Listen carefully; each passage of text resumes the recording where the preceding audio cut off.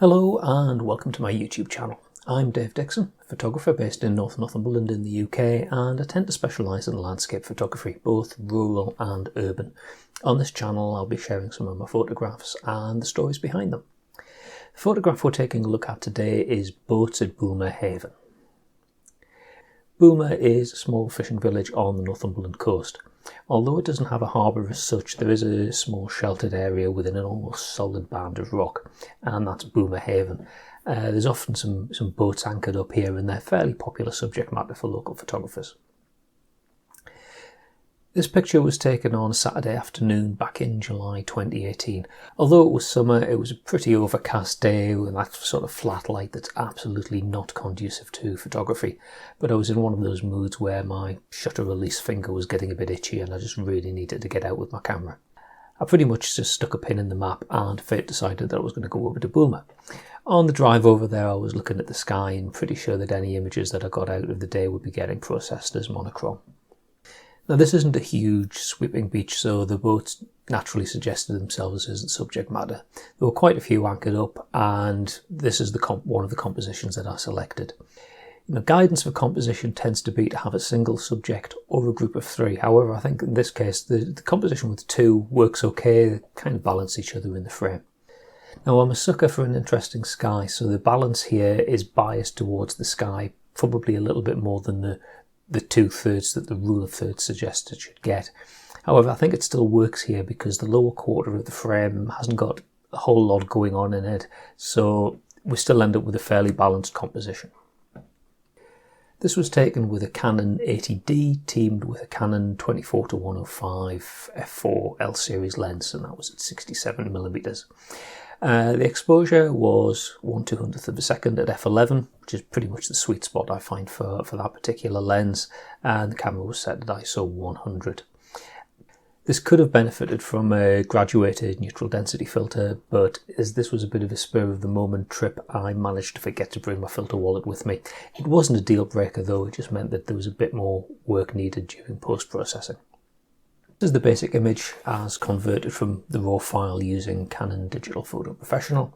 As you can see, it's pretty muted and it shows what a dull, flat day it was.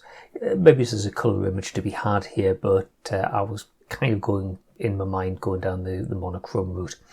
Converting it to monochrome still gave a fairly uninspiring result though, so I ran the raw file through Photomatics on the natural black and white preset.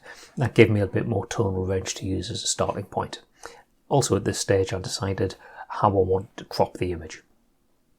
As I was looking for a bit more punch, I ran the raw file through Photomatics again, this time using the black and white artistic preset.